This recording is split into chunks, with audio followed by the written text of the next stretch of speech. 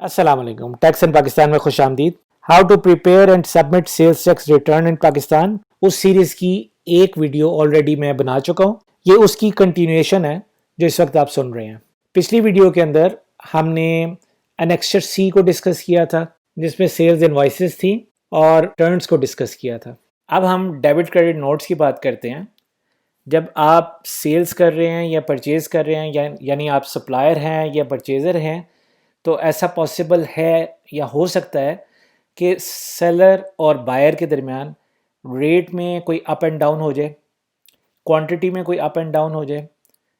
ऐसी सूरत में डेबिट या क्रेडिट नोट इशू किया जाता है, क्योंकि अगर इनवॉइस किसी और अमाउंट या रेट पर इशू हो चुकी है और रिकॉर्ड में एंटर हो गई है, तो सिचुएशन के मुताबिक डेबिट या क्रेडिट नोट इशू होगा। डेबिट क्रेडिट नोट के लिए आपने क्या करना है कि आप FBR पर लॉगिन करेंगे और सेल्स टैक्स रिटर्न पर जाएंगे।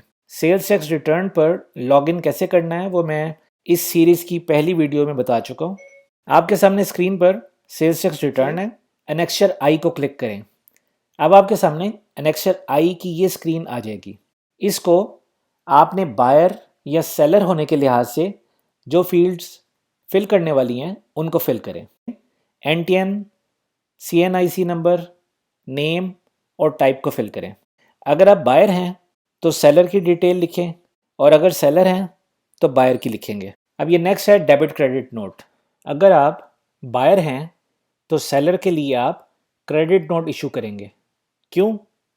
क्योंकि जब सेलर ने आपको गुड सेल की थी कैश या क्रेडिट पर, तो उसने आपके अकाउंट को क्रेडिट किया था, जबकि आपने अपनी बुक्स में इसके अकाउंट को डेबिट किया था। अब एंट्रीज रिवर्स होंगी, क्योंकि आप बीइंग द बायर आप सेलर को क्रेडिट करेंगे, यानी क्रेडिट नोट इशू करेंगे। ये आपके सामने डेबिट क्रेडिट नोट को जो फिल करना है उसकी हम बात कर रहे हैं। नेक्स्ट पोर्शन आता है particulars of original invoice. Original invoice की डिटेल्स, जिसमें invoice number, invoice type, date, sale purchase type, quantity. अच्छा, quantity, value exclusive sales tax या federal excise duty, sales tax withheld, extra tax और further tax, ये already automatically इसके अंदर fill हो जाएंगी, तो इनको आपने नहीं छेड़ना। इसके बाद नेक्स्ट पोर्शन आता है particulars of revised invoices. Revised invoices में आपकी जो रिवीजन हुई है क्वांटिटी में, जो क्वांटिटी पहले ज़्यादा थी तो कम हो गई, कम थी तो ज़्यादा हो गई, वट एवर इट इज़, वो आप यहाँ पे क्वांटिटी में क्वांटिटी का डिफरेंस लिखेंगे जितना फ़र्क पड़ा है, और वैल्यू एक्सक्लूसिव सेल्स टैक्स में सेल्स टैक्स लिखेंगे और बाकी चीज़ें अकॉर्डिंगली फिल करेंगे। इसके बाद नेक्स्ट आता है difference adjustable original dash revise. ये जो पोर्शन है ये ऑटोमेटिकली जो भी आप ऊपर एंट्रीज करेंगे उसके रिजल्ट में ये नीचे ऑटोमेटिकली ये फिल हो जाएंगी। इसके बाद आपने इसको नीचे वो लिखा हुआ है ऐड और सेव, उसमें से आपने इसको सेव करना है और फिर बैक टू रिटर्न को प्रेस करना है। अब बाकी आपके सामने इस वक्त सेल्स टैक्स रिटर्न का प्रिंट है, उसमें बाकी चीज़ें जो रह गई हैं उसको वन बाय वन हम डिस्कस करेंगे। अब हम बात करते हैं परचेजेस की। एनेक्सचर A, ये वो इनवॉइसेस हैं जो आपका मैन्युफैक्चरर या आपका इंपोर्टर वो इसको इशू करता है या होलसेलर। इसमें हम परचेज डेटा को क्लिक करेंगे तो एक और विंडो ओपन हो जाएगी। यहाँ पे आप डेटा रेंज देंगे। डेटा रेंज से मुराद यानी from this date to this date. आप इसको डेट को सिलेक्ट करेंगे, first of the month till the end of the month, उसको आप सिलेक्ट करेंगे और सर्च का बटन दबाएंगे। इस रेंज में स्क्रीन पर परचेजेस शो हो जाएंगी। स्क्रीन की लेफ्ट पर अपनी परचेजेस को वेरीफाई करते हुए टिक करते जाएं। जब अच्छी तरह आप चेक करके डेटा को लोड डेटा का बटन दबाकर अपलोड करते हैं और अगर आप वापस रिटर्न पर जाते हैं तो आपको A&I परचेजेस में वो टोटल नजर आएगा जिसको एनेक्सचर में फीड किया है। ये तो हो गया रिटर्न का सीरियल नंबर 1 यानी कि एनेक्सचर A। सीरियल नंबर 2 में आप परचेजेस फ्रॉम अनरजिस्टर्ड एंटर करेंगे। वो परचेजेस जो अनरजिस्टर्ड से की होंगी, जिनका आपने विद होल्डिंग इनकम टैक्स भी काटा होगा, यहाँ पर उसकी एंट्री करेंगे। फिर आप एनेक्सचर B पर आ जाएंगे। ये इंपोर्ट्स का है। जिन इंपोर्ट्स की ड्यूटी आप पे कर चुके हैं लोड डाटा करके यहाँ आएगी। लोड डाटा करने के लिए स्क्रीन के राइट कॉर्नर पर लोड का बटन दबाएं। जितनी भी इंपोर्ट्स होंगी वो स्क्रीन पर आपके सामने आ जाएंगी। इनको सेव का बटन दबाकर सेव कर दें। सेव के बाद इसका इफेक्ट रिटर्न में आ जाएगा। सीरियल नंबर 4, रिटर्न में एनेक्सर ए एंड बी से कैपिटल गुड्स की एंट्री यहाँ पर आ जाएगी। अब हम बात करते हैं सीरियल नंबर 6 की, carry forward from previous tax period. Sales tax के सेक्शन 8B के तहत आप अपने इनपुट टैक्स का 90% एडजस्ट कर सकते हैं। बाकी पिछले महीने में जो 90% एडजस्टमेंट की थी और 10% कैरी फॉरवर्ड हुआ था, वो पिछले महीने का 10% कैरी फॉरवर्ड किया हुआ वो इस महीने पे इस कॉलम में आएगा। Non creditable input tax exempt और non tax supplies of goods and services, ये सीरियल नंबर 7 में आएगी। इसकी डिटेल में आपको कुछ बता देता हूँ। Section 8(1)(I) read with section 2(I) के मुताबिक आप इस इनपुट टैक्स को नहीं ले सकते जो टैक्सेबल सप्लाईज में यूज नहीं हुआ या उसके पास टैक्स इनवॉइस नहीं है। तो अगर आपके सप्लायर ने इनवॉइस अपलोड नहीं की तो उसका इफेक्ट भी यहां पर आ जाएगा। Serial number 11 annexure D, goods declaration exports, जिसका एब्रिविएशन GDE है। इसमें आप कस्टम डेटा के पूल से शिपिंग बिल को सिलेक्ट करेंगे। आपने क्या करना है कि एनेक्सचर डी में जाएंगे और एनेक्सचर के राइट साइड पर आपको नजर आएगा लोड एक्सपोर्ट GD, इसको क्लिक करें। इससे आपकी इस महीने की एक्सपोर्ट स्क्रीन पर आ जाएंगी। एनेक्सचर F या कैरी फॉरवर्ड समरी, ये इसके दो नाम है, इसको एनेक्सचर F कह लें या कैरी फॉरवर्ड समरी कह लें। आपके सामने ये एक स्टेटमेंट आ रही है, इसके आप देखेंगे 3 हिस्से हैं। जो पहला हिस्सा है उसके ऊपर लिखा हुआ है वैल्यू ऑफ गुड्स, दूसरे हिस्से में लिखा हुआ है sales tax excluding value addition tax, और तीसरे हिस्से में लिखा हुआ है वैल्यू एडिशन टैक्स। बेसिकली ये तीनों हिस्सों की कंजम्पशन स्टेटमेंट या गुड्स सोल्ड स्टेटमेंट इसके अंदर आती है। कहीं पे कंज्यूम्ड लिखा होगा और कहीं पे सोल्ड लिखा होगा। वन बाय वन इसको डिस्कस करते हैं।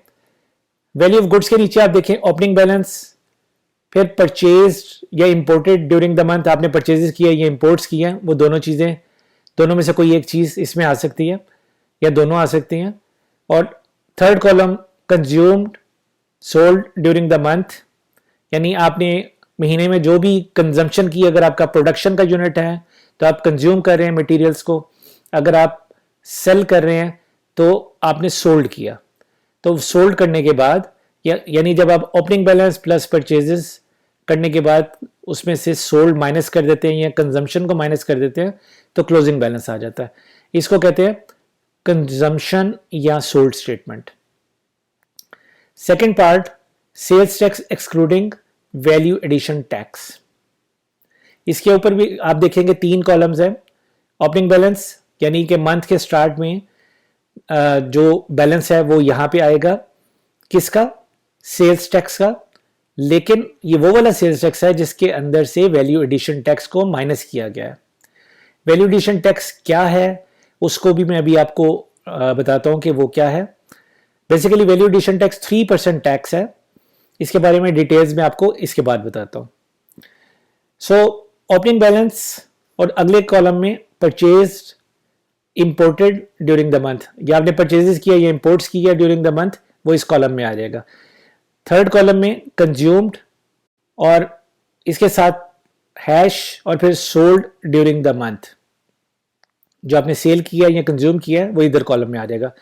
और नेक्स्ट कॉलम में जब आप टोटल अवेलेबल में से जब कंज्यूम या सोल्ड निकाल देते हैं तो क्लोजिंग बैलेंस आ जाता है, यहाँ पे आपका क्लोजिंग बैलेंस आ जाएगा।